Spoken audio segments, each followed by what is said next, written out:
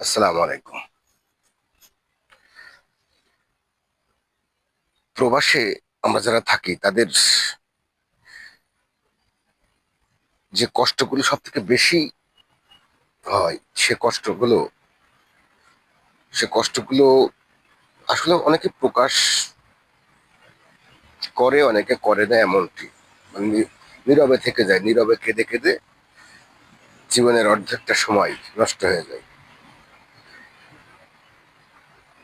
প্রবাসে হরহামেশাই আমরা মিথ্যা কথা বলি, বিভিন্ন কষ্টগুলোকে লুকানোর জন্য দেশের বাড়িতে মিথ্যা কথা বলে তাদেরকে সান্ত্বনা দিই। হরহামেশাই এগুলো হয়, হওয়াটাই স্বাভাবিক। যারা প্রবাস থাকে শুধু তারাই জানে এর কষ্টগুলোর ব্যাপারে। আমি এমনই একটি কষ্টের বিষয় অনুভব করছি। আমি জানি না যে আসলেই পরিস্থিতি এমন হবে কিনা, জানি না আসলে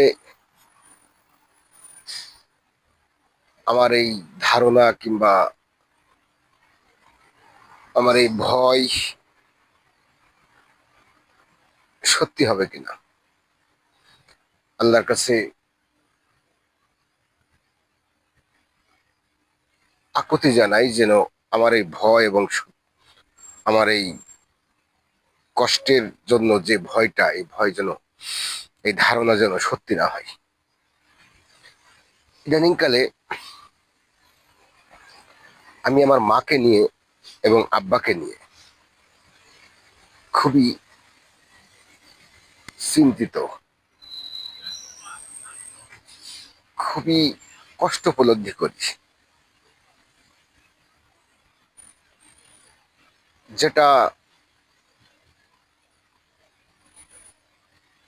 হয়তো আমি কথা বলে যদিও বোঝানোর দরকার নেই কাউকে, তবুও মানে এটা কাউকে ধারণা দেওয়া সম্ভব না যে কতটুকু ডিপ্রেশনের ভিতরে আছি মানসিক ভাবে। শুধু একটা চিন্তা সব থেকে বেশি কাজ করে। তার কারণ হচ্ছে যে দেখেন, পৃথিবীর প্রত্যেকটা মানুষকে মৃত্যুর স্বাদ নিতে হবে, প্রত্যেকটা প্রাণীকেই মৃত্যুর স্বাদ নিতে হবে। তো আমি কেন বাঁচলো না, কেন বাঁচবে না, আমি কেন মানে তাদেরকে বাঁচাতে পারলাম না, এরকম ধারণা না। আল্লাহ তাদের হায়াত যে পর্যন্ত আছে হয়তো সে পর্যন্তই রাখবে। কিন্তু সব থেকে বড় কষ্ট হচ্ছে যে তাদের অসুস্থতার সময় তাদেরকে সেবা দিতে না পারা, তাদের অসুস্থতার সময় তাদের সঠিক চিকিৎসা না দিতে পারা, অর্থনৈতিক সমস্যা, তাদের সামনে না থাকতে পারা, কিংবা তারা মারা গেলে তাদেরকে আমি আদৌ দেখতে পারবো কিনা, এই এই ধরনের ধারণা, এই ধরনের চিন্তা ভাবনা আমার মনের ভিতরে জেঁকে বসেছে। এর অনেকগুলো কারণ আছে, যে কারণগুলো হলো, আমি কখনোই টাকা পয়সার দিকে মানে অর্থনৈতিক ভাবে সচ্ছল হব, খুব ধনী হব কিংবা এই ধরনের কোনো মন মানসিকতা নিয়ে কখনোই কোনো কাজ করিনি। আর এটা একটা বোকামি ছিল, যে কারণেই হোক এটা একটা বোকামি ছিল, এটা একটা চরম বোকামি ছিল। প্রথম থেকেই হয়তো উচিত ছিল না অন্য কিছু করা, অন্যভাবে করা, যেটুকু জানি সেটুকু দিয়ে শুরু করা। কিন্তু বিভিন্ন কারণবশত সেগুলো হয়ে ওঠেনি, এবং জীবনের চরম একটা সময় সেই বোকামিতে পার করেছি, আর যার কারণে অর্থনৈতিক সমস্যা ভুগতে হয়েছে। এবং এই প্রবাস জীবনে আমি আমার মতো এত বেশি টাকা পয়সা খরচ করে প্রবাসে আসা যাওয়া খুব কম লোকই করেছে। অনেকের ধারণা যে প্রবাসে আমি বিদেশে আইছি টাকা পয়সা করে যায় আসি, 1 বছর হলে চলে যাই। আসলে তারা এর তো মূল কারণ জানে না। আপনাকে যদি কোম্পানি না রাখে, কিংবা আপনার কোম্পানি যদি না থাকে, কোম্পানি যদি আপনার পারমিট রিনিউ না করে, তাহলে থাকা সম্ভব কিনা কোম্পানিতে। যাই হোক, এসব অর্থনৈতিক সমস্যার কারণে বাবা মায়ের সঠিক চিকিৎসা দিতে ব্যর্থ। তাদের উপর্যুপরি যে চিকিৎসার দরকার ছিল, পর্যাপ্ত যে চিকিৎসার দরকার ছিল, সেই চিকিৎসা দেয়া হয়নি তাদের। এই চিকিৎসা যদি দেওয়া হতো, আল্লাহ হয়তোবা, আল্লাহ যদি চাইতো যে আরো ভালো তাদের শরীরটা থাকতো। এখনো পর্যন্ত তাদের শরীরটা খুব বেশি ভালো নেই। এখন যখন কথা বলছি, এখন আমার মা হসপিটালে। এখন আমি যখন কথা বলছি ঠিক এই সময় হসপিটালে, এবং খুব গুরুতর একটা বিষয় নিয়েই হসপিটালে, তার শারীরিক গুরুতর সমস্যা নিয়ে বিভিন্ন দিক থেকে জেঁকে বসেছে। এবং এমন এমন কিছু সমস্যা, যে সমস্যাগুলো চিকিৎসা করলে ভালো হবে,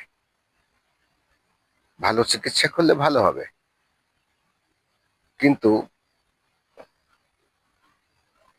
এরকম চিকিৎসা করার অর্থনৈতিক অবস্থা আমার মোটেও ভালো নেই। ভালো না মানে নেই। আমি যেটা করি সেটা এখনো পর্যন্ত আমার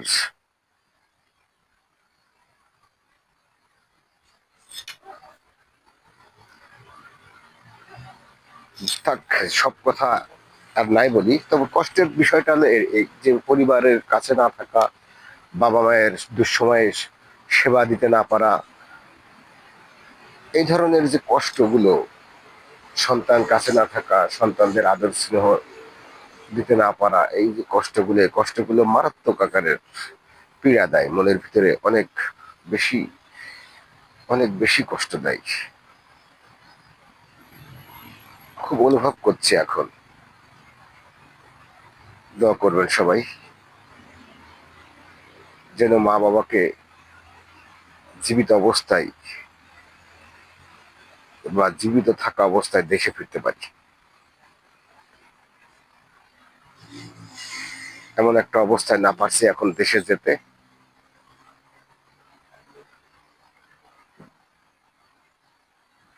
কিংবা মা বাবার জন্য না, মনটা না চাচ্ছে এখানে থাকতে।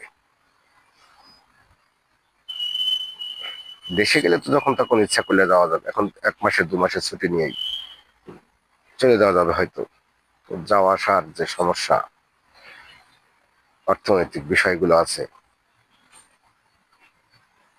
তারপর আরো কিছু বিষয় আছে, যে বিষয়গুলো আমি এখন বলতে পারছি না এখানে। দোয়া করবেন আপনারা, যারা আমার শুভাকাঙ্ক্ষী আছেন, আমাকে যারা নিয়মিত দেখেন, আমি যেন আমার সাধ্য অনুযায়ী আমার দায়িত্বটা পালন করতে পারি। এবং আপনাদেরকেও অনুরোধ জানাই যে অবশ্যই সময় থাকতে এবং সুসময়ে দুঃসময়ে সময়ের সঠিক ব্যবহার করুন। তা না হলে খুবই অশান্তি আসবে জীবনে। আল্লাহ হাফেজ।